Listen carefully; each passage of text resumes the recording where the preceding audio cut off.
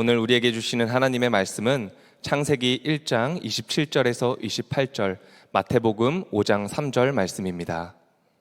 하나님이 당신의 형상대로 사람을 창조하셨으니 곧 하나님의 형상대로 사람을 창조하셨다.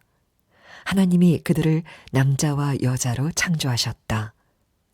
하나님이 그들에게 복을 베푸셨다. 하나님이 그들에게 말씀하시기를 생육하고 번성하여 땅에 충만하여라. 땅을 정복하여라. 바다의 고기와 공중의 새와 땅 위에서 살아 움직이는 모든 생물을 다스려라 하셨다. 마음이 가난한 사람은 복이 있다. 하늘나라가 그들의 것이다. 아멘. 하나님의 말씀입니다. 다 함께 자리에 앉겠습니다.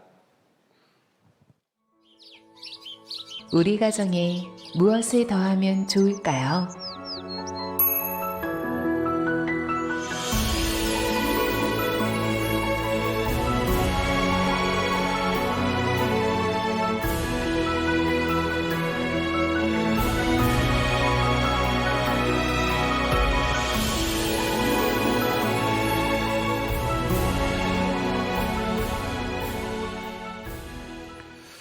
네, 2024년도 우리 가정부흥회 첫 주에 오신 여러분들 진심으로 환영하고 축복합니다.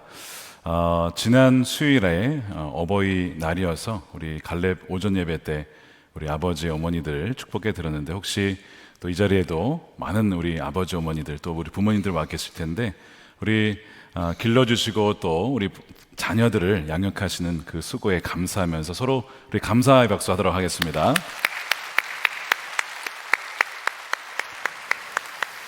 네, 우리 하나님께서 우리에게 귀한 부모님 주셔서 감사합니다. 오늘 말씀은 행복한 결혼의 기초를 회복하라 라는 제목의 말씀을 나누겠습니다. 본교회에 등록하시면 1대1 양육을 받게 되시는데, 그 교재 제목이 뭐죠? 당신은 행복하십니까? 여러분 행복하십니까? 38명 대답하셨습니다. 지금 다시 묻겠습니다. 당신은 행복하십니까? 네. 이미 다 배우셨겠지만 주 안에 있을 때에만 행복합니다. 나무가 뿌리가 내려야 되고, 또 물고기는 물 안에 있을 때에 행복한 것이죠. 나가고 싶다고 물 밖으로 나가는 순간 그건 행복이 아니라 불행이고 죽음인 것입니다. 많은 사람들이 행복을 원하지만 모두 그런 것 같지는 않습니다. 유엔에서 발간하는 세계 행복 보고서에 137개국을 대상으로 조사를 했는데 한국이 몇 위 했을까요? 57입니다. 중간에서 약간 높아요. 생각보다 낮은 수치입니다. 그러니까 행복하다고 느끼는 사람들보다 그렇지 못한 것 같다라고 느끼는 사람들이 좀 더 많은 것 같은 거예요. 이런 수치가 점점 더 어떤 순위가 낮아지는 것 같은데, 몇 년 전에 사람들이 행복의 조건으로 뭘 삼을까 조사를 한 적이 있어요. 한 5천 명 대상으로. 행복과 삶의 질에 대한 연구에 따르면 행복의 조건 1순위가 뭐냐, 이렇게 얘기했습니다. 좋은 배우자와 행복한 가정을 이루는 것이 행복에 가장 영향을 줍니다. 그리고 두 번째가 건강을 꼽았어요. 그러니까 좋은 배우자와 가정, 그리고 건강이 사람들의 행복과 질에 굉장히 영향을 미친다는 거예요. 하지만 최근에 MZ세대, 젊은 세대에게 결혼에 대해서 어떻게 생각합니까? 물어봤더니 3명 중에 1명만 비율로 결혼에 대해서 긍정적으로 생각한다는 거예요. 나머지는 그렇지 않다는 겁니다. 그러면 왜 그렇게 생각하는지를 물어봤더니 미혼 남성들이 대답이 결혼한 사람들을 보니까 행복해 보이지 않더라는 겁니다. 좀 마음 아픈 이야기 아닙니까? 사실 우리의 자녀들, 다음 세대가 부모님을 보고 야, 가정을 이루는 것이 행복한 거구나, 나도 저런 가정을 이루어야지 해야 되잖아요. 그런데 그렇지 못하다는 겁니다. 굉장히 그 마음이 아팠어요. 하나님께서 본래 결혼을, 가정을 창조하시고 만드셨을 때는 이렇게 될 거라고 의도하신 것이 아니었습니다.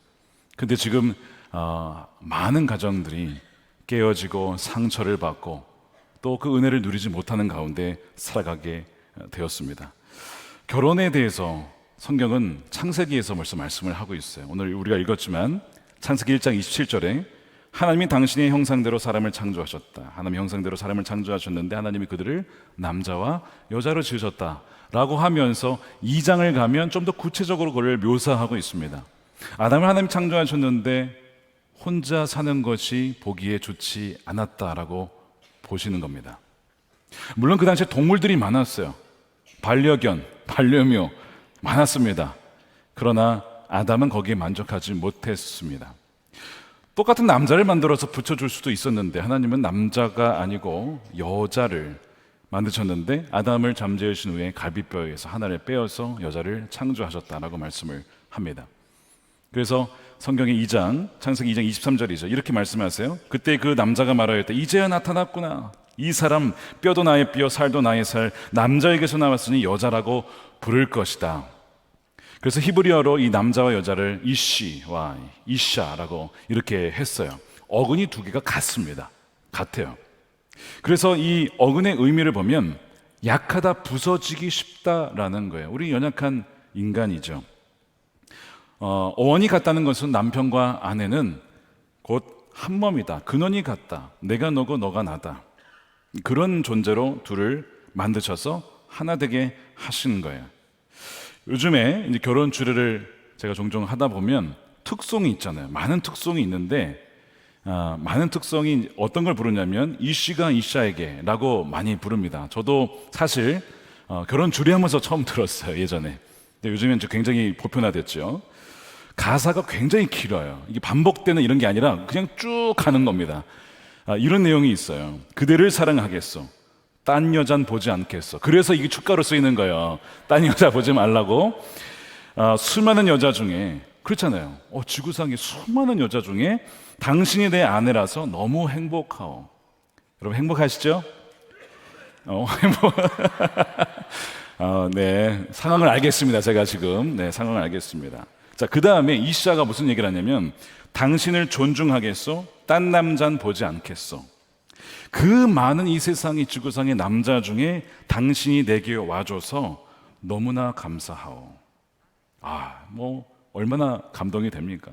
저도 매번 들을 때마다 제가 결혼했을 때 다시 한번 생각하면서 정말 괴로울 때나 즐거울 때나 가난할 때나 부할 때나 병들었을 때나 건강할 때나 끝까지 우리 아내를 사랑하겠다 라고 서약했던 것을 되새깁니다. 그러니까 주례하는 자의 또한 은혜죠. 계속 그 주례하면서 그 언약을 되새기게 되니까요. 자, 질문은 하나님께서 남자 여자를 창조하시고 둘이 하나 되게 하시고 그 다음에 하신 일이 뭘까요? 그 다음에 하신 일이 우리가 놓치기 쉬운데 그들에게 복을 주셨습니다. 이게 성경에 말씀이 나와요. 창세기 1장 27절에 하나님이 그들을 남자와 여자로 창조하셨다. 28절에 원어 성경에 보면 vow라고 하는 그리고가 나와요. 그리고 하나님이 그들에게 복을 베푸셨다. God blessed them. 하나님께서 그들에게 복을 베푸셨다. 우리가 이것을 놓칩니다. 하나님이 주신 복은 무엇일까? 이건 복이 뭡니까? 하나님의 임재를 통해서 하나님의 생명력이 우리 온 삶에 충만히 경험되는 것을 의미합니다. 그런 점에서 하나님 복은 하나님의 임재라는 측면에서 영적인 의미가 있고 또한 하나님 임재로 말미암아 우리의 삶의 영역이 풍성해진다는 점에서 또한 생육하고 번성한다는 점에서 또한 육체적인 복과 또한 굉장히 현실적인 복을 포함하고 있어요. 주기도문에서 예수님이 말씀하시기를 하늘에서 뜻이 이루어진 것처럼 이 땅에서도 이루어지기를 기도해라. 왜냐하면 지금 이 세상은 죄로 말미암아 깨어진 세상이지만 그러나 하나님의 뜻은 하나님의 그 나라가 평강과 기쁨과 이런 충만한 것들이 하늘에서만이 아니라 땅에서도 임할 수 있도록 너희가 간구해라. 이것이 하나님의 뜻이다라고 주님은 말씀하시죠. 이것이 주기도문의 바로 의미였습니다. 그래서 이 복이라고 하는 것은 영적이지만 동시에 우리 삶과 굉장히 연관되어 있는 것들입니다. 죽어가는 자들이 살아나고 소생되어지는 것이 다 복에 포함되어 있는 거예요. 예수님이 왜 오셨냐라고 했을 때 성경에 많은 구절들이 있지만 요한복음 10장 10절을 꼽습니다. 이렇게 되어 있어요. 도둑은 다만 훔치고 죽이고 파괴하려고 오는 것뿐이라는 거예요. 여러분들의 가정과 여러분들의 삶이 지금 파괴되고 있습니까? 무너지고 있습니까? 누가 한 겁니까? 여러분, 마귀가, 도둑이 그렇게 하는 거예요. 속았기 때문입니다. 또한 거기에 넘어갔기 때문입니다. 여러분, 그것은 도둑이 하는 일이에요.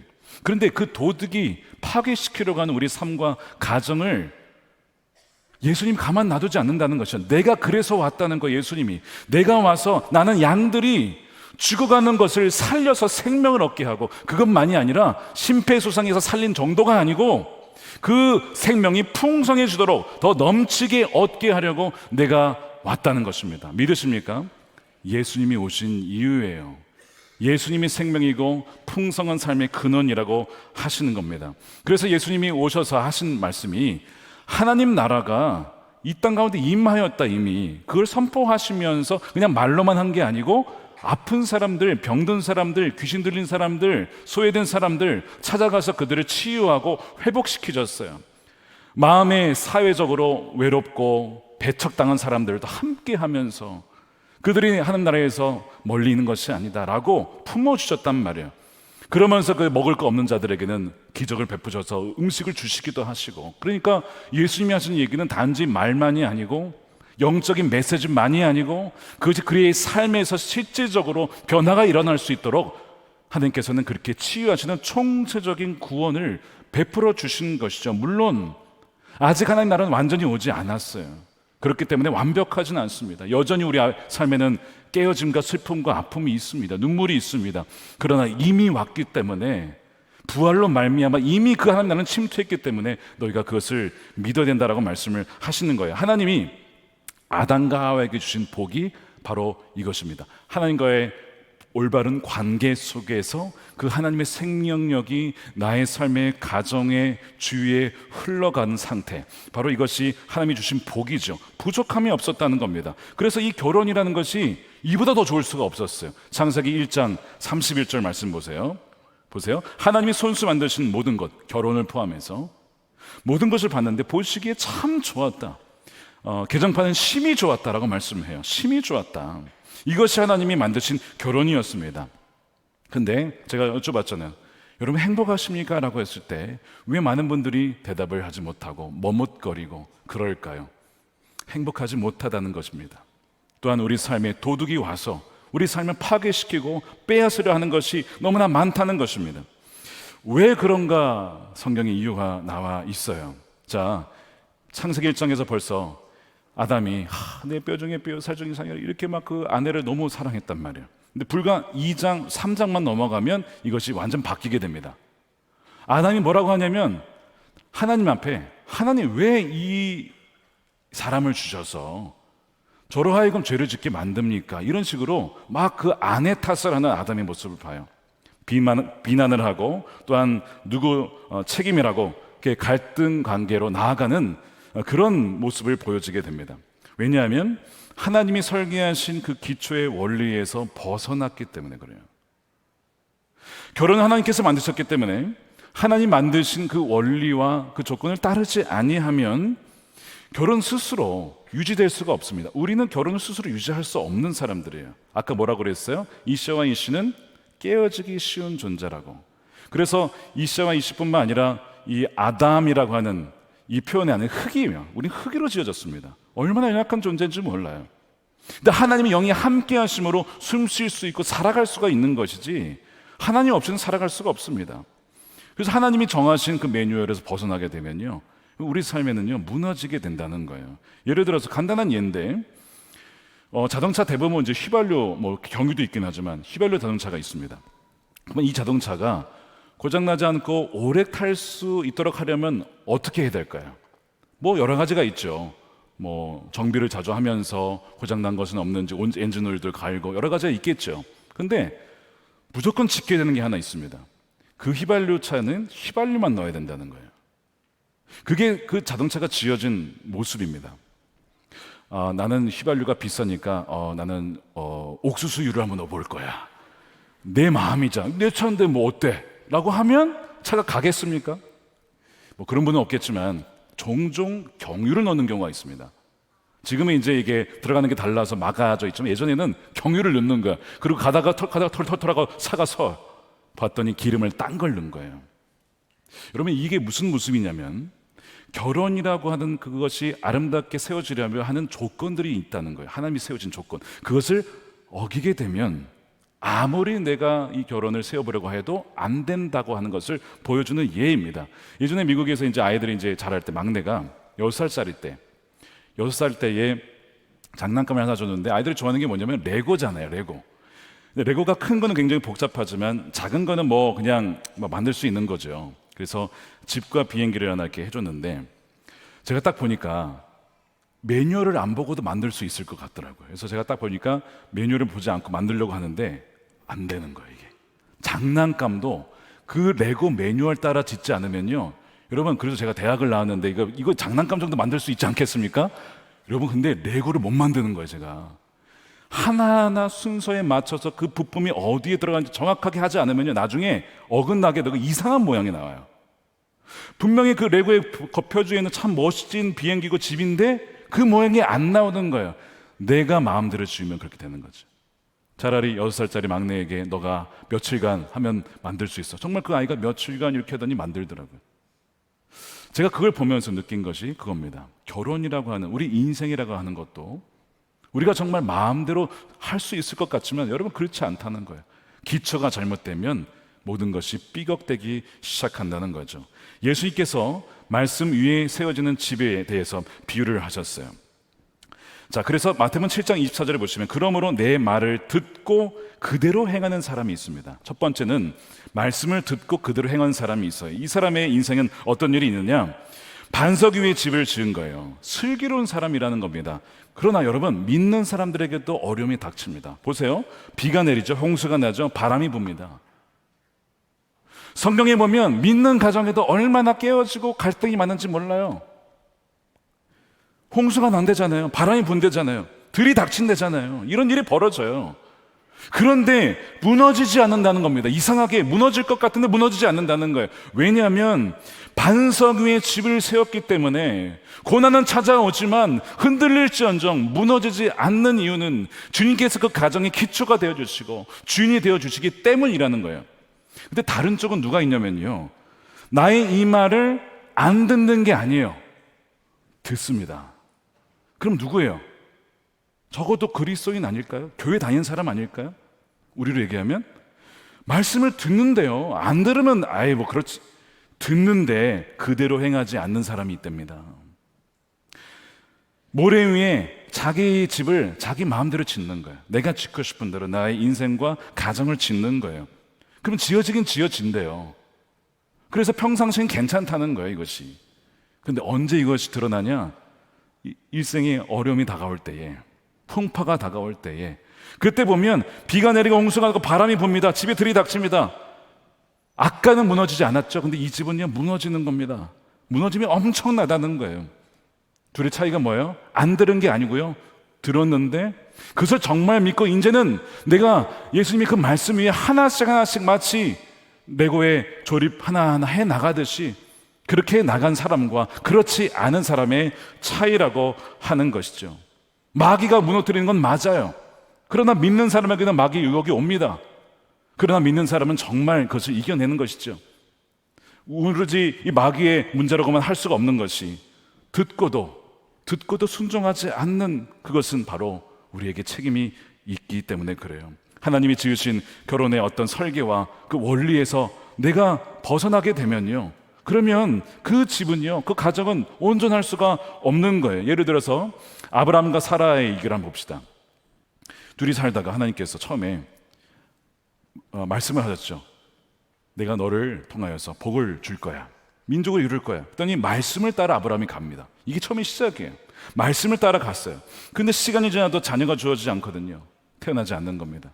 그러니까 나중에 어느 날 사라가 이런 제안을 하잖아요. 하갈을 줄 테니까 하갈을 통해서 당신 애 낳으라고, 자손을 이어가자고, 이런 얘기를 해요. 그랬더니 아브라함이 막 호통을 치면서 지금 당신이 나와 부부지 왜 다른 여자가 여기 들어오냐고 그러면서 막 혼내면서 하나님이 약속을 주셨는데 믿어야지 이러면서 막 아브라함이 호통 쳤나요?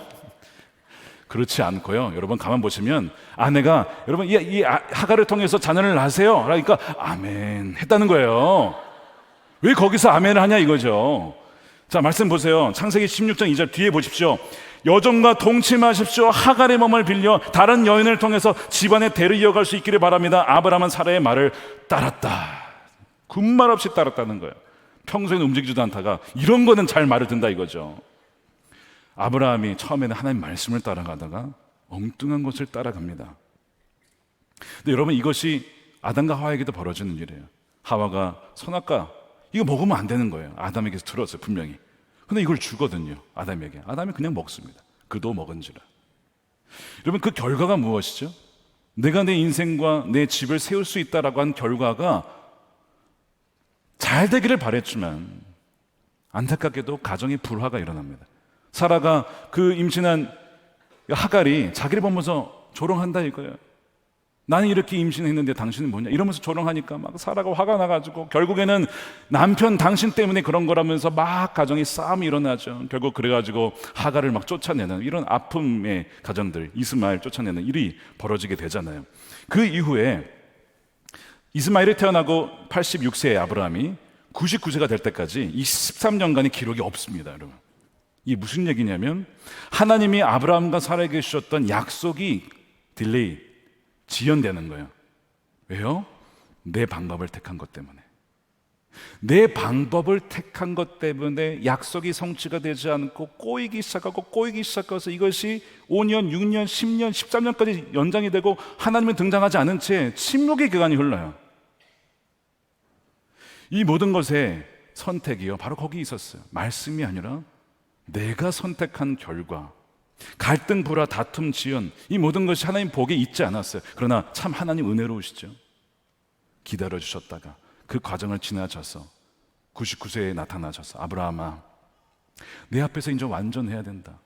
너 더 이상 이렇게 살면 안 된다. 하나님 버리지 않으셨어요.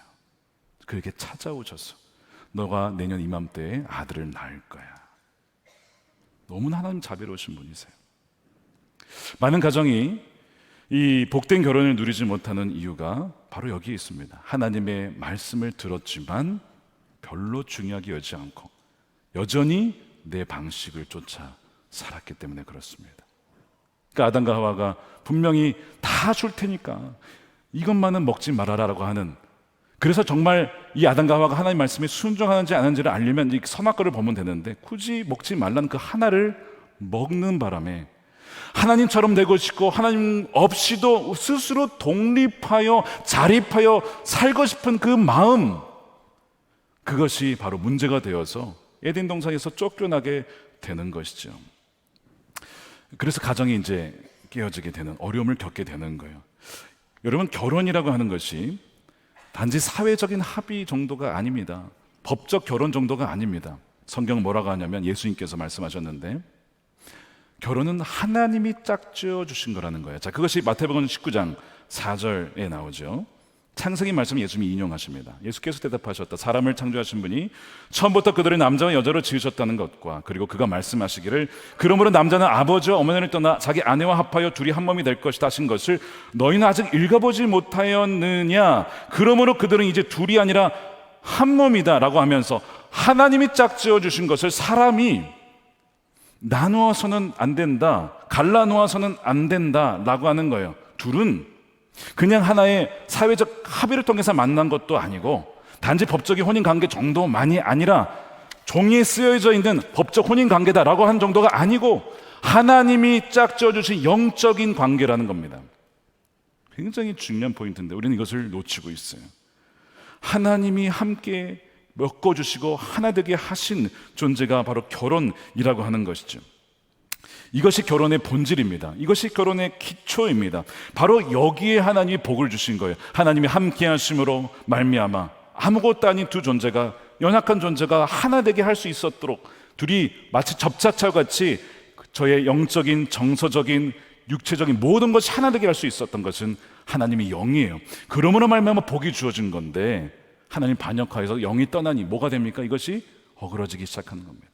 싸우기 시작하고 벌어지기 시작하는 것이죠. 두려움과 분열과 비난과 정죄. 그 과일 하나 먹겠다고. 그 과일이 뭔데 하나님 말씀을 어김으로써 그렇게 됩니까? 하나님이 영이 떠나게 되잖아요. 그래서 사도 바울이 무슨 얘기를 하죠? 성령을 근심하게 하지 마십시오. 여러분, 성령을 소멸하게 하지 마십시오 라고 말씀하잖아요. 데살로니가전서 5장 19절이죠. 성령을 소멸하지 마십시오. 끄지 마십시오. 성령의 불이 있는데 우리 안에, 우리 가정에 주님께서 함께 하셔야만, 성령이 함께 하셔야만 우리 이렇게 깨지기 쉬운 우리가 살아남을 수 있고 하나 될 수 있는데, 이 성령을 쫓아내면 어떻게 됩니까? 우리는 죽을 수밖에 없습니다. 그 얘기예요. 우리가 언제 성령을 근심하게 하고 또한 성령의 불을 끕니까? 우리가 알면서도, 듣고서도 순종하지 않을 때. 어떤 유명한 분이 그런 얘기를 했어요. 하나님으로 하여금, 주님으로 하여금 2번 말씀하게 하지 마십시오. 듣고도 순종하지 않을 때, 그럼 더 이상 성령은 말씀하지 못한 채 근심하면서 아파하신다는 거예요. 그러므로 여러분, 가정에서 누구든 한 명이라도 정말 깨어 있어야 됩니다. 하나님, 우리 가정이 지금 갈라서려 합니다. 깨어지려고 합니다. 죽어가고 있습니다. 하나님, 성령을 소멸시키지 마시고 우리 가정을 살려주십시오 라고 깨어 기도하는 그 한 사람이 있으면요, 그 한 사람 때문에, 그 불씨와 같은 것 때문에 그 가정은 다시 살아나게 되는 거예요. 성령을 소멸하지 말라. 주님, 우리가 어느덧 결혼 생활을 하면서 주님 외에 다른 것을 더 의지한 것 같습니다. 돈을 더 의지하고 사람을 의지하고 나의 경험을 의지한 것 같습니다. 주님, 우리를 용서해 주시고 우리가 회개하오니 우리 가정을 살려주십시오 라고 기도하면 너와 내 집이 구원을 받으리라. 간수 한 명 때문에, 또한 라합 한 명 때문에 온 가족이 구원받은 것처럼 하나님께서는 그 가정을 회복시킬 줄로 믿습니다. 주님께서 오셔서 공식적으로 설교하신 것이 바로 이 마태복음 5장 산상순이에요. 오셔서 공식적으로 첫 번째 설교하신 것이 이 산상순인데, 이 산상순의 첫 번째 메시지가 뭐에 대한 내용입니까? 복에 대한 내용이었어요. 자, 아까 하나님께서 아담과 하와에게 복을 주셨죠. 근데 이걸 잃어버렸어요. 근데 예수님이 다시 오셔서 하신 첫 번째 메시지가 복에 대한 말씀이에요. 팔복에 대해서. 무슨 얘기냐면, 예수님께서는 그 당시에 무너진 사회에 왔어요. 로마 제국 통치에 나라도 잃고 또한 가정도 다 깨어져서 남자들은 그냥 아내가 마음에 안 들면 뭐 잘못됐다고 딱 써가지고 이혼 증서, 이유를 해가지고 딱 아내를 버리는 거야. 이런 게 너무 비일비재했어요. 그런 사회 속에서 예수님이 오신 이유는 무엇이냐? 다 깨어진 가정, 다 깨어진 사람들의 그 복을, 그 생명을 내가 어떻게 회복할 수 있는지 알려줄 뿐만 아니라 내가 복의 근원이다 라고 그것을 회복시키기 위해서 주님이 오신 거예요. 그러면서 이 팔복의 첫 번째 메시지가 뭐냐? 마음이 가난한 사람은 복이 있다는 거예요. 자, 5장 3절 말씀 우리 함께 읽어보겠습니다. 시작. 마음이 가난한 사람은 복이 있다. 하늘나라가 그들의 것이라는 것이죠. 하늘나라가 그들의 것이다. 여러분, 마음이 가난하다는 것은 무슨 의미일까요? 이런 거예요. 나는 하나님이 절대적으로 필요합니다. 하나님 없이는 살아갈 수 없는 자임을 철저하게 인정하는 것입니다. 굉장히 갈급한 상태입니다. 주님 없이는 내 영혼이, 우리 가정이 텅 빈 인생임을 믿고 고백하는 거예요. 마치 사슴이 시냇물을 찾아 갈급하듯이 내가 이 물 없으면 죽습니다. 주님 없으면 저는 죽습니다. 주님 아니면 아무것도 아닙니다 라고 하는 그 간절한 심령, 이것이 마음이 가난한 자예요. 그에게 뭐가 있다고요? 복이 있다는 거예요. 창세기에서 하나님이 약속하셨던 하나님과의 바른 관계 속에서 주어진 생명에 충만한 그 은혜가 그 사람에게 부어진다는 것이죠. 그래서 성경에서 우리를 묘사할 때 우리를 뭐라고 묘사합니까? 우리는 주님의 양이라는 거예요. 주님은 우리의 선한 목자 되시죠. 양은 스스로 할 수 있는 게 없어요. 길칩니다. 길을 몰라, 어디로 가야 될지도 몰라요. 그 다음에 쉽게 잡아먹히기도 하고 또한 엉뚱한 데 빠지기도 하고, 그래서 목자 없이는 살 수 없는 존재가 바로 양이에요. 철저하게 목자에게 의존해야 합니다. 저희 집에도 양 한 분이 계신데 저희 아내입니다. 길을 잘 몰라요. 그래가지고 어디를 가면 길을 모르면 어떻게 됩니까? 누굴 따라가야 되잖아요. 저는 길을 잘 알거든요. 근데 너무나 놀랍게도 자기가 앞장서요. 근데 더 놀라운 건 뭐냐면 확률상 여기 아니면 저기면 50%는 맞아야 되잖아요. 10번 중에 9번이 틀려요. 너무나 어떻게 그렇게 틀리게 가는지. 그래서 제가 그래요. 당신이 생각하는 이 길을 생각하면 무조건 반대로 가라고. 그럼 맞다고 거기가. 그래서 제가 매번 그 엉뚱한 길로 가는 양을 데려다가 이 길입니다 하고 모시고 가야 된다니까요. 제가 그 모습을 보면서 뭘 느끼겠어요?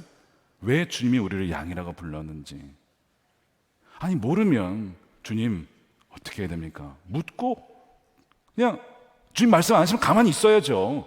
근데 자기가 가는 거예요. 먼저 일단 가는 거예요. 급하니까. 우리의 모습이라는 거예요. 그래 그 나중에 구덩이에 빠져요 또. 그리고 막 울어. 매 울어요 또. 그러면 주님 버리시냐? 주님이요 99마리 양을 두고 71마리 양 찾아 가시는 겁니다. 야, 너 내가 얘기했잖아. 나 따라오라고. 너 나 안 따라오면 죽는다고 분명히 얘기했지. 내가 그럴 줄 알았어. 차라리 잡아 먹혀라 라고 하지 않고 그 잃은 양 한 마리 찾으러 목자는 가는 겁니다. 내 양이 어디 있을까? 내 양이 어디 있을까? 찾아 나서는 거예요. 이것이 목자의 마음이라고. 이것이 아버지의 마음이고 이것이 지금 깨어진 가정을 향한 하나님의 마음입니다. 그래서 그 양을 찾아내고 살려내는 거예요. 그래서 다윗이 뭐라고 고백합니까? 여호와는 나의 목자시니 내게 부족함이 없으리로다. 그가 나를 푸른 초장에 그리고 쉴만한 물가로 인도하시는도다. 그리고 3절 말씀이 뭐라고 합니까? 이렇게 되어 있죠. 함께 읽겠습니다. 시작. 내 영혼을 소생시키시고 자기 이름을 위하여 의의 길로 인도하시노다. 자기 이름을 위하여? 얘는 내 자녀야. 내가 책임져. 얘가 잘못되면 나의 이름에 문제가 있어. 내가 그래서 책임지고 나는 얘를 인도할 거야. 그 얘기거든요. 내 영혼을 소생시키신대요. 그럼 무슨 얘기예요? 죽어가고 있다는 거 아닙니까 지금?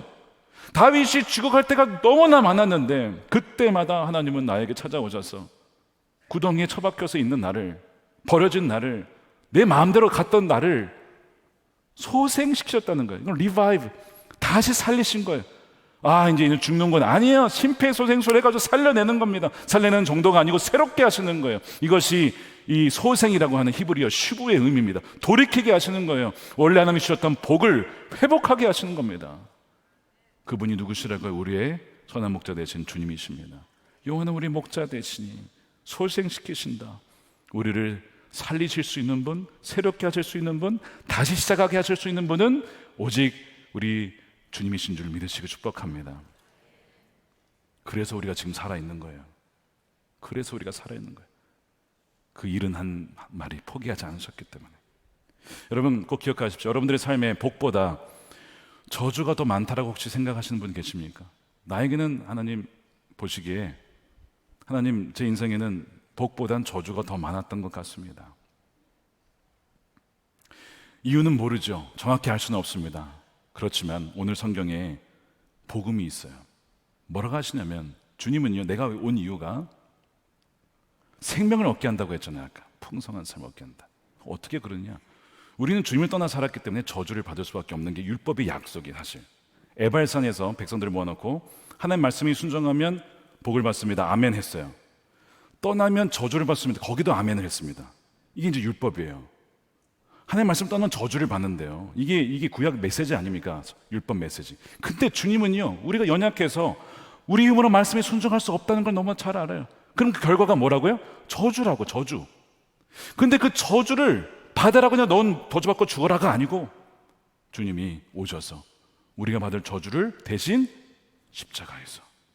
십자가에서 받겠다는 거예요. 그게 십자가예요. 자 보세요. 갈라디아서 3장 13절. 그리스도께서 우리를 위하여 저주를 받은 사람이 되심으로써 우리를 율법의 저주에서 속량해 주셨습니다. 그 모든 죄값, 우리가 치러야 될 어마어마한 빚이 있어요. 부채가 있어요. 주님이 다 그걸 지셨대요. 다 속량하셨대요. 너는 자유라는 거예요. 왜? 내가 다 저주를 받았고 내가 다 빚을 졌으니까 너는 자유라고 하는 거예요. 이것이 십자가 메시지 아닙니까? 나무에 달린 자는 모두 저주를 받은 자이다 하였기 때문이다. 그러면서 아브라함에게 주셨던 그 복, 그 복이 그리스도 예수 안에서 우리와 같은 이방 사람에게도 미치게 하시고 우리로 하여금 믿음으로 말미암아 야, 예수님이 내 저주를 다 가져가셨구나, 예수님이 내 사슬을 다 끊으셨구나, 그것을 믿음으로 말미암아 약속하신 성령 하나님의 영을 받게 하시려는 것입니다. 그 하나님의 영이 임할 때에만 소생될 수 있고, 영이 임할 때에만 하나님께 예배하신 또 약속하신 행복한 가정을 이룰 수 있기 때문에 성령을 주시겠다는 거예요. 사랑하는 여러분, 이 십자가는요, 예수님께서 가정에 적용시키면 우리를 창세기에 그 잃어버렸던 그 축복을 다시 우리에게 회복시키기 위해서 오신 거예요. 하나님과의 우리 관계를 회복시키시고 또한 그 생명력을 충만하게 넘치며 경험하며 누릴 수 있도록 그렇게 하기 위해 주님이 오신 것입니다. 아브라함에게 그 마지막 인생을 이렇게 성경은 묘사를 합니다. 아브라함이 나이가 많아 늙었고 여호와께서 그에게 범사의 복을 주셨다. 이 복이 여러분들에게 있기를 축복합니다. 하나님이 함께 하셔서 요셉에게 가는 곳마다 그와 함께서 형통하게 하셨다. 여호수아에게 너가 주야로 말씀을 묵상하면 너가 어디를 가든지 형통할 것이다. 너를 대적할 자가 없을 것이다. 한 명이 1000명을 당할 것이다. 이런 약속하셨잖아요. 그 복이 주 예수 그리스도 안에 여러분들에게 임하게 되기를 축복합니다. 작년에 행거플러스에 참여하신 부부 중에 참 위기 가운데 오신 부부가 있었어요. 사랑해서 결혼했는데 이제는 그 위기 상황 삐걱거리면서 헤어질 위기에 있는 겁니다. 3번의 유산을 겪었어요. 아이가 없습니다. 사업도 무너집니다. 그리고 서로 싸우게 되는 거예요. 그런 가운데 거의 이제 마지막 기회라는 마음으로 행복플러스에 오려고 하는데 또 남편이 일 때문에 또 이틀 3일 빼기가 어렵잖아요. 못 가겠구나 했는데 하나님 길을 열어주셔서 부부가 참여를 하게 되었습니다. 말씀을 이제 하나님께서 설계하신 가정의 모습이 무엇인지를 총 5강을 통해서 쭉쭉 합니다. 들으면서 그분들이 와, 우리의 결혼의 기초가 완전히 잘못된 곳에 세웠구나, 그걸 깨닫게 되는 거예요. 남편이 이런 얘기를 합니다. 자기는 결혼을 사회적인 어떤 그 외 통과 의례처럼 그냥 결혼합니다 하고 그냥 사람들 앞에서 하면 그냥 땡이라고 생각했던 거예요. 이것이 하나님께서 짝지어 주신 영적인 본질임을 알지 못하고 결혼을 시작을 한 거라고, 자기가 그걸 이제 알았다는 것이죠. 더 나아가서 아내가 한 몸임을 알지 못했다는 거예요. 그래서 아내가 좀 자기 마음에 안 들면 이렇게 혼내기도 하고 말도 그렇게 하고 해서 그 모든 것이 얼마나 미안하던지 아내에게 너무 미안하다고. 부부가 같이 회개하면서 우는데 사실 남편이 더 많이 울었어요. 아내에게 내가 너무 미안하다고. 남편이 더 많이 울더라고요. 그러면서 이런 고백을 합니다. 가정에게 일어난 모든 위기와 아픔이 원인이 뭔지 알았습니다. 하나님 안에서 바로 서 있지 않았기 때문이었습니다. 이걸 깨달았다는 거예요. 하나님께 회개하며 고백하는 시간을 가졌습니다. 아픔의 시간이 있었지만 이것은 하나님의 자녀로 하나님의 가정으로 세우기 위한 훈련의 시간이었음을 깨닫습니다. 이제는 이제 결론 얘기. 믿음 위에 말씀 위에 듣고 끝나는 것이 아니고 그 말씀을 그대로 살아낼 수 있는 그런 가정으로 회복되어 주님께 존귀하게 쓰실 그날을 기대합니다. 물론 앞으로도 시련과 역경이 있겠지만 오늘 꼭 잡은 두 손, 이 두 손 놓지 않고 이 마음 기억하며 서로 사랑하며 순종하며 살겠습니다. 주님 감사합니다. 이렇게 행복플러스를 마치면서 간증문을 쓰셨어요. 하나님께서 그 위기 가정을 어떻게 했어요? 소생시키셨어요. 서로가 사랑할 뿐만 아니라 오래 생명을 주셨어요. 잉태케 하셨어요. 더 나아가서 하나님 없이는 안 됩니다. 예배를 사모하며 그 두 부부가 얼마나 예배를 잘 드리시는지. 얼마 전에 오셔서 목사님 저희 아이기 잉태했어요. 축복해 주세요. 너무 축하합니다. 너무 잘 됐습니다. 제가 그 모습을 아니까 그 전에 너무 축하합니다. 눈물이 제가 막 나더라고요. 정말 눈물로 기도해 드렸거든요. 그 가정을 위해서. 축복합니다. 바로 이 자리에서 안수를 해드렸는데 내 마음이, 이 마음이 뭘까? 아버지의 마음. 깨어진 가정이 회복되어서 하나 되어 가는 얼마나 기쁘든지 막 너무 기쁘면서 눈물 나고 막 이런, 지금도 그 감정이 제 안에 있습니다. 사랑하는 여러분, 행복한 결혼의 기초를 회복하시길 축복합니다. 마음이 가난한 사람, 주님 없이는 우리는 아무것도 아닙니다. 텅 빈 인생입니다. 그 마음을 회복할 때 복이 그들에게 있는데 하늘나라가 그들의 것이다. 죽어서 가는 하늘나라가 아니고 그것만이 아니고 그 하늘나라의 하나님의 통치와 하나님의 은혜가 바로 이 땅에서 우리의 가정에서 일터에서 삶에서도 회복되어지는 것, 바로 그것이 너희들의 것이 될 것이다. 이 놀라운 약속, 풍성한 유업이 여러분들의 삶에 누려지게 되기를, 여러분들의 자녀들 가운데 이어지게 되기를 주님의 이름으로 간절히 축원드립니다. 우리 기도하겠습니다.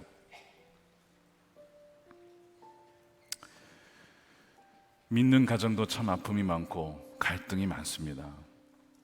아브라함과 사라가 그렇게 싸웠고, 또 야곱의 아내도 또 자식들도 서로 그렇게 시기하며 싸웠습니다.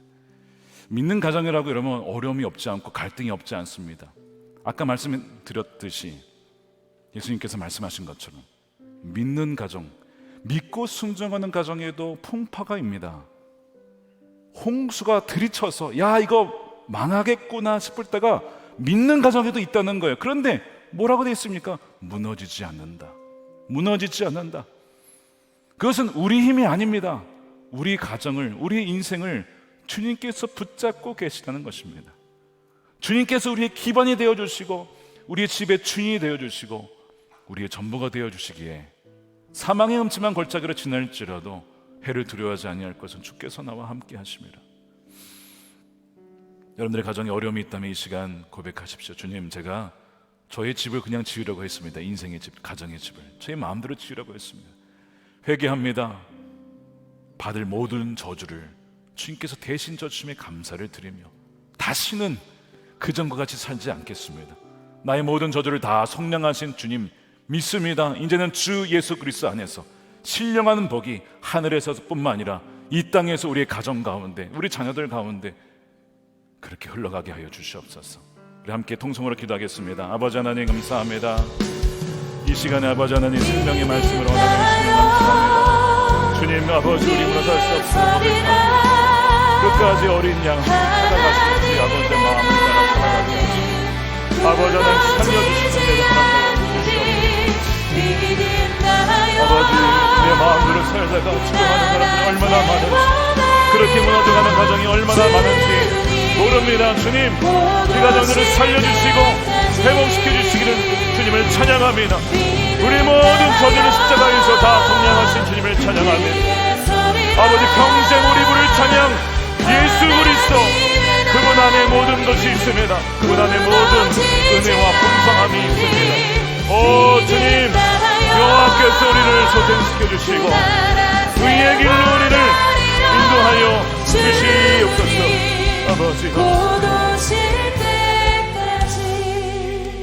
아버지 하나님 감사합니다. 우리를 포기하지 않아서 감사합니다. 주의 말씀을 따르지 아니하고 듣고도 순종하지 아니하여 제 갈 길로 가다가 구덩이에 빠지고 이리와 늑대의 밥이 될 수밖에 없었던 우리를 잘됐다라고 포기하지 않고 끝까지 99마리 양을 두고 그 71마리 양을 찾기 위하여 오신, 그리하여 우리를 살리신 주의 은혜에 감사를 드립니다. 아버지 하나님, 여호와는 우리의 목자 되시니 우리의 부족함이 없습니다. 푸른 소정으로 쉴만한 물가로 때로는 사망의 음침한 골짜기로 가닐지라도 해를 두려워하지 않는 것은 주께서 우리와 함께 하시기 때문입니다. 풍파가 닥치고 홍수가 들이닥쳐서 집이, 가정이, 인생이 무너지겠구나 싶을 때에도 무너지지 않는 이유는 주께서 우리의 인생의 기반이 되시고 우리 가정의 주인 되시며 왕이 되시기 때문입니다. 사랑하는 우리 주의 백성들에게 흔들리고 있는 가정과 또 하나님 인생이 흔들리고 있는 저들의 인생 가운데 주께서 찾아와 주셔서 소생시켜 주옵소서. 다시 살려 주시옵소서. 다시 새롭게 하여 주시고 하나님 말씀을 떠나 살아서 받을 수밖에 없었던 모든 저주를 주님께서 십자가에서 이미 다 치르셨고 속량하여 주셨사오니 그 믿음 가운데 다시 새로운 주 예수 그리스도의 집을 세워나가는 우리 모든 가정들이 되게 하여 주시옵소서. 하나님의 복이 충만하게 임하여서 생명력이 넘치게 하여 주시고 하나님 풍성한 삶을 누리며 살아갈 수 있도록, 그리하여 하나님이 살아계심을 증거케 하여 주시고 하나님 홀로 영광 받아 주시옵소서. 아버지 하나님, 11조를 감사헌금으로 성경금으로 드리며 우리 인생을 주님께 맡겨 드립니다.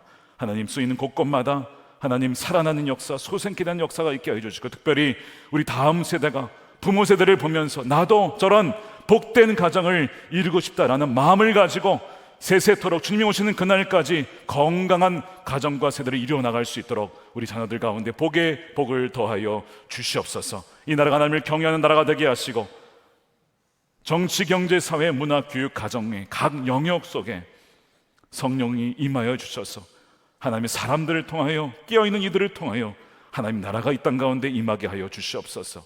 남과 북이 복음으로 통일되게 하시며 억눌려 있는 주의 백성들을 속히 풀어주시고, 남과 북이 함께 주님을 찬양하는 날 오게 하여 주시옵소서.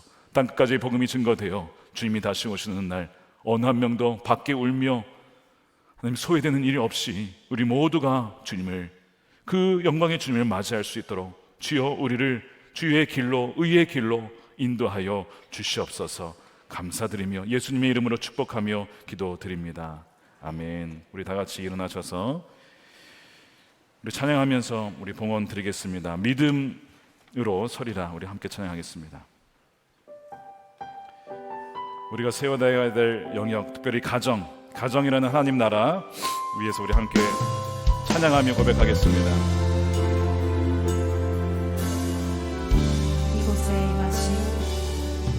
이곳에 임하신 하나님 나라, 가난한 마음으로 먼저 그 나라와 그 뜻을 구하며, 먼저 그 나라 그 뜻 구하며